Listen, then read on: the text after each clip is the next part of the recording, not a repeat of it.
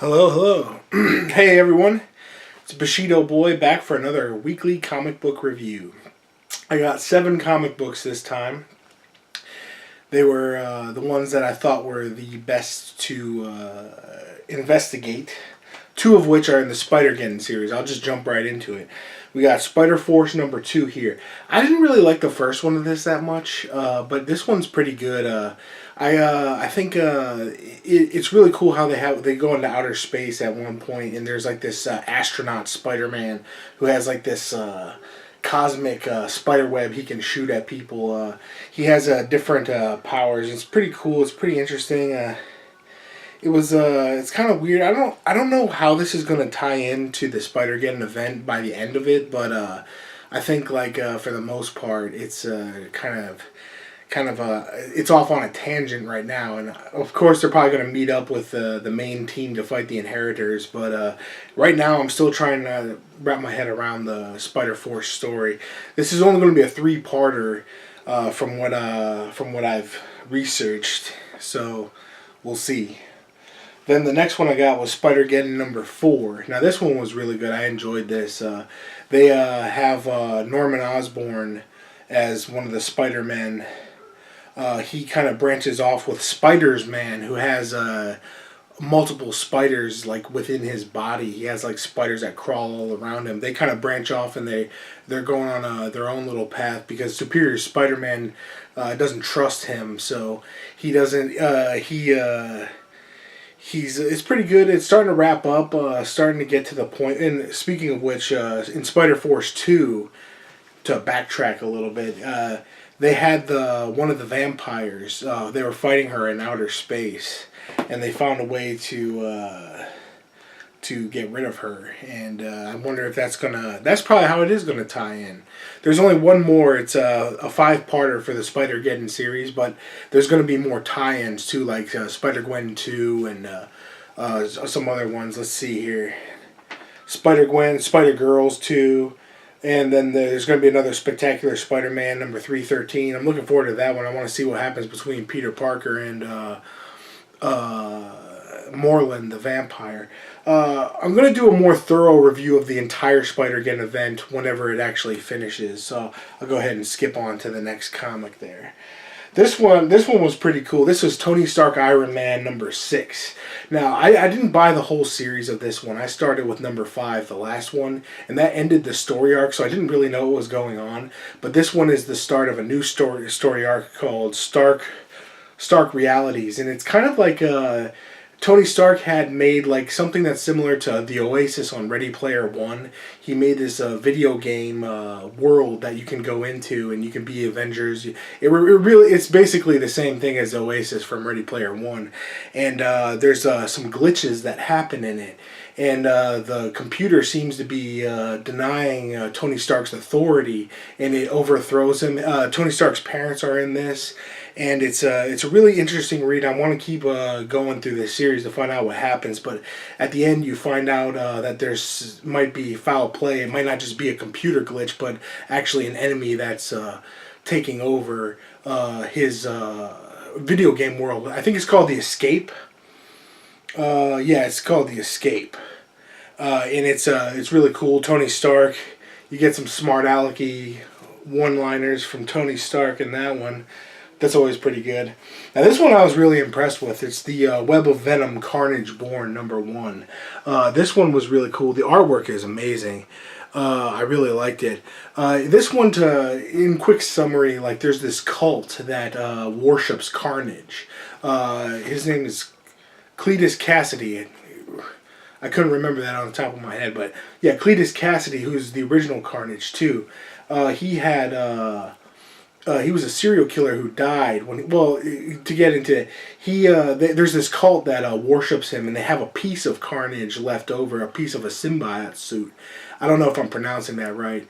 I guess there's a controversy on how to actually pronounce symbiote or symbiote, or I always thought it was symbiote suit. That's what I always thought. But so they revive him because he falls down out of the spaceship when they launched him into outer space, and he fell back down to the surface and he was dead.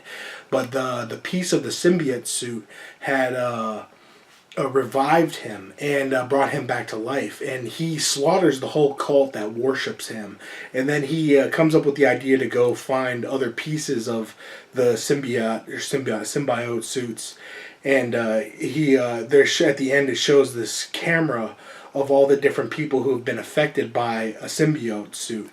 And he I guess in the following issues he's gonna search for the people who had contact with a suit, and then he's gonna absorb it or kill them or take it. I don't know. It kind of remains to be seen. But knowing Carnage, it's probably going to be a bloodbath. I don't know if that one's good for little kids. Maybe a little rated R. I don't know. Now, Uncanny X-Men 2. This one was really cool. It's basically, they don't touch back into the story arc with Kitty Pryde and the mutant that got kidnapped by Kitty Pryde. But basically, it goes to where, I guess, Multiple Man. I guess that's his name. Multiple Man. Here, let's find out what his name. Yeah, Multiple Man, Jamie Madrox. That's what it is. They kept calling him Jamie. So, he just has all these different kind of bodies, and he's really confused. And Psylocke's trying to tune in to find out what real one is he, because he can split into different parts. And they break up into two different teams to go figure out what's going on. And at one point, Jean Grey is with a team of them, and X-23 gets swallowed by a Tyrannosaurus Rex. I got an X-23 right here. Can you see that? There's only 4,000 of those. Yeah, whatever. But yeah, X-23. It was really funny because she's my favorite character of the X-Men. She's my favorite X-Men, and her and Wolverine are both. And she gets swallowed by a T-Rex and then cuts her way out. Bishop's even like, hey, give her a second, because Jean wants to try to get her out, but he's like, dude, it's Laura. She'll get out of that. And she does. And Jean telepathically talks to the rest of the team, and she says, if anybody is trying to get the MVP ticket, just so you know, Laura cut herself out of a Tyrannosaurus Rex. And it was just really funny because I'm like a big cheerleader for the X-23 and Wolverine, and that was kind of a special moment for me in this one. And at the end of this one, I'm not going to tell who, because I didn't tell the mutant that was kidnapped in #1. There's a special visitor that meets the other. He goes to the X-Men mansion and he meets up. I'm not going to say who it is, so you can be surprised when you see it. But it's a very interesting character, one of my favorites. But yeah, we'll get into that whenever the next issue comes out next week. Remember, that's the Uncanny X-Men 1 through 10 is coming out once a week. So #3 comes next week. Now this one, Lucifer #2. I have to be honest, when I read Lucifer #1, I really wasn't into it that much. Because remember when I was saying about Vertigo Comics is that they really read more like novels instead of like graphic novels. And this one, the story really starts to develop. It really picked up for me. I think it was really fun. It's really dark. And it's really like unapologetic. And I really like that because I like the more mature themes in comic books. I'm a Sandman fan.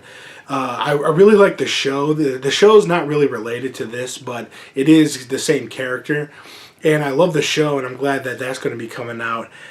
Season 4 on Netflix picked it up after it got canceled from the Fox. But what's cool is this issue is really good. I'm really excited about the rest of this series because they have Mazikeen has an appearance in it.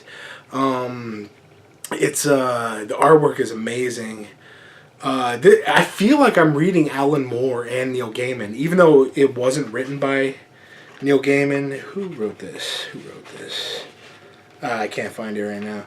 I can't find it, but it's really well written and really well drawn. I really do recommend getting the Lucifer series if you haven't been collecting it yet. Now this one, this is my favorite. Now this one actually came out a few weeks ago. I missed it because it was sold out. I was at the store on time, and I was even there a little early, waiting outside in line. somebody, the guy in front of me who got into the back of the new comic rack of my store that I go to, he literally took the whole stack of them, and I couldn't get one. But then I saw this in the he has a last week's comics section, the store owner from where I go, and he had a copy there, so I got to pick it up finally. So this didn't come out this week. It came out, Suicide Squad Black Files, by the way. It's it came out, and yeah, a couple weeks ago, and it was really good. It starts off, it has two stories going on at once. It starts out with Katana, which I thought is really cool because I loved her in the movie, and that was actually my first exposure to Katana, and I was like, she didn't really have a big part in it, and I was like, I want to see more of that, and the first half of this gives you more of that. And do you know how it says her husband is trapped in the sword? Whoever she kills, the soul of that person gets trapped into the sword, and her husband is someone who was trapped in the sword, and she actually communicates with him in this. And I thought that was really cool because I was always kind of wondering like why they even mentioned that in the movie if they never got around to it. Hopefully in the sequel, if they make a sequel, I think they are, I'm not sure, then hopefully they'll get more into that because she's a really cool character, and I want to actually, this kind of inspired me to go get more comics with Katana in it because she's like a samurai. She's a badass samurai. How can you beat that? And then the second half is pretty cool too. It takes place with where Amanda Waller is using magic users to try to find the bad guys. And well, I guess they're all bad guys. It's Suicide Squad. So, but yeah, this issue was really good. One of my favorite characters I never heard of before was Clarion. He's like this witch boy, and he uses magic, and he's using like tarot cards. It reminded me of something almost like from Death Note or something. It was like he's a really quirky kind of character, and I want to see where they go with this. This is going to be a 6-issue mini-series, the Suicide Squad Black Files. I really recommend this. This is a very entertaining read. And that was the 7 comics I got. Kind of quick, short and sweet. But basically there's no real news going on other than that. I wanted to add, I haven't said in my previous videos, but I was wondering, like, what are you guys collecting? Like, is it good? Is it bad? Should I read it? Should I go back and get those issues if I haven't gotten them before? Leave some comments. Like, share, subscribe.